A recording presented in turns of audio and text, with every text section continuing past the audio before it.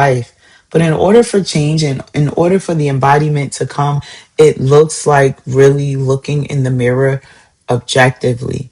And as I was talking to this person, I'm like, you can't draw a self portrait based on the image of yourself that you have in your mind.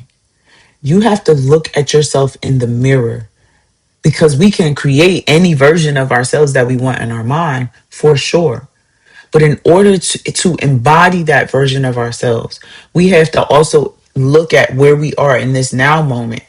Because if you're operating from this version in your head, but not really embodying it, that means you think that you're this person you are in your head, right? You think that you're your highest self in your highest timeline in your head, but then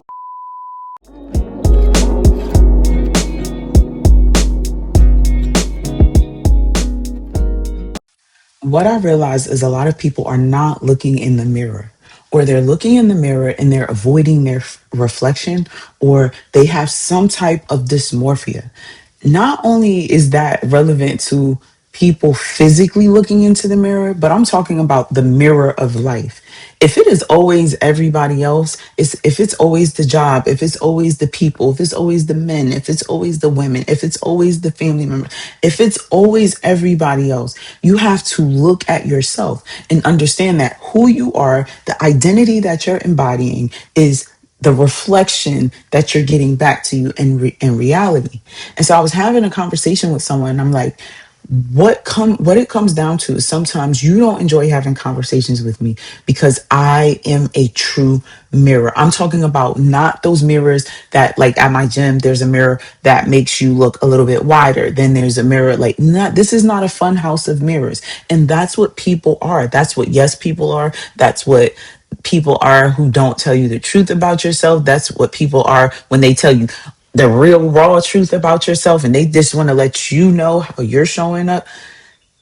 I'm talking about a real mirror that hands you accountability, self accountability, and self responsibility. Y'all, welcome back to another daily check in with me, your girl, Amber Rich Book. It is a little chilly outside. It's early in the morning.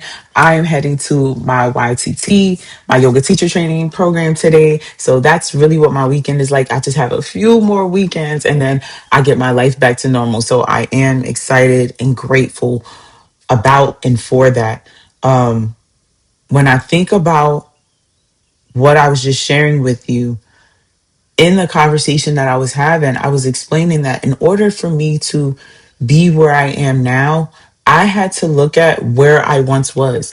I had to accept what my life actually was and what it became, that I was in an unhealthy, toxic relationship. We were both too freaking young to be in that experience. And his decisions impacted his life, and my decisions impacted my life. And I'm still living in the consequence of that. But understanding that who I was then, I am not now. And I appreciate that. I appreciate younger me. I'm grateful for younger me. I'm like, okay, I see it, I get it.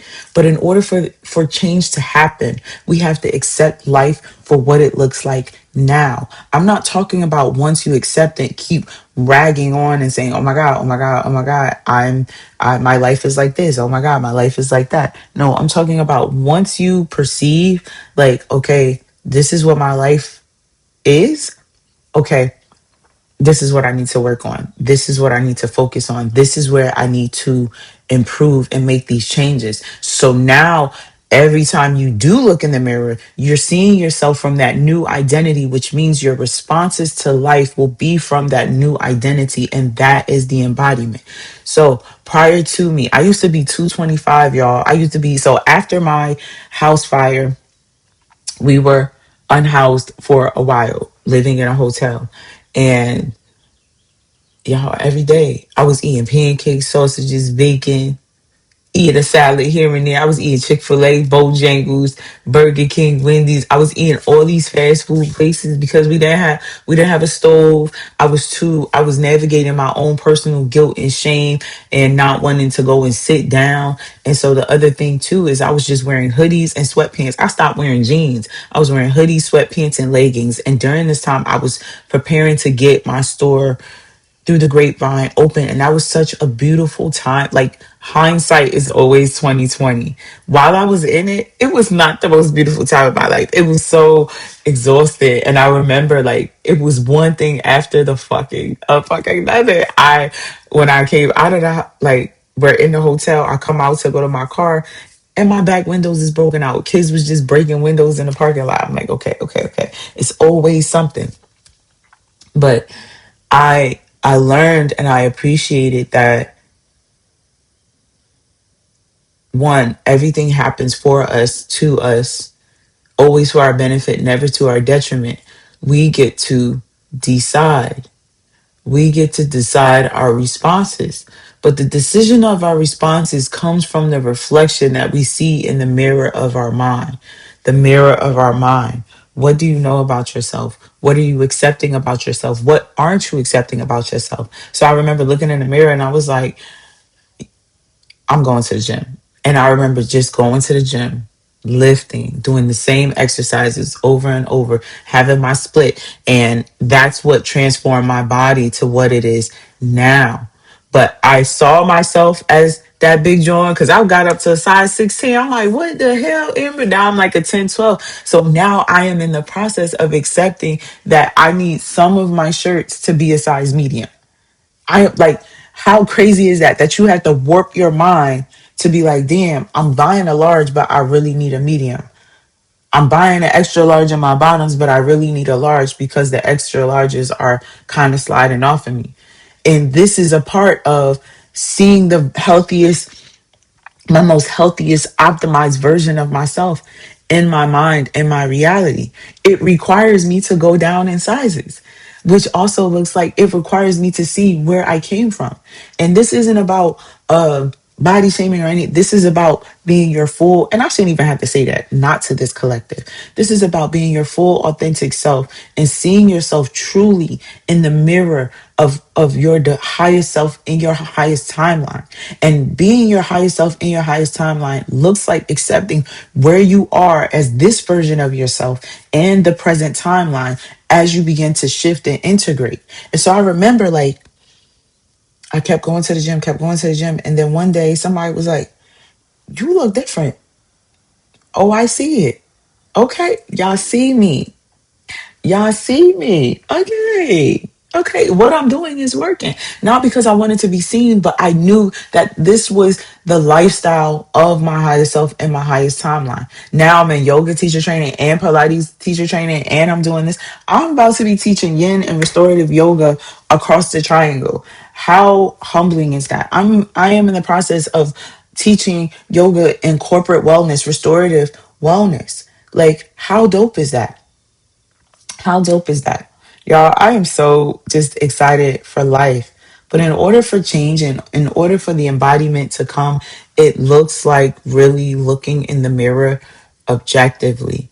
And as I was talking to this person, I'm like, you can't draw a self portrait based on the image of yourself that you have in your mind. You have to look at yourself in the mirror because we can create any version of ourselves that we want in our mind for sure.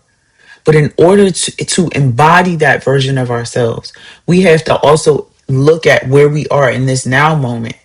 Because if you're operating from this version in your head, but not really embodying it, that means you think that you're this person you are in your head, right? You think that you're your highest self in your highest timeline in your head, but then in the real world, as you're engaging with people, you're engaging as your lowest self in your lowest timeline, and people are looking at you like,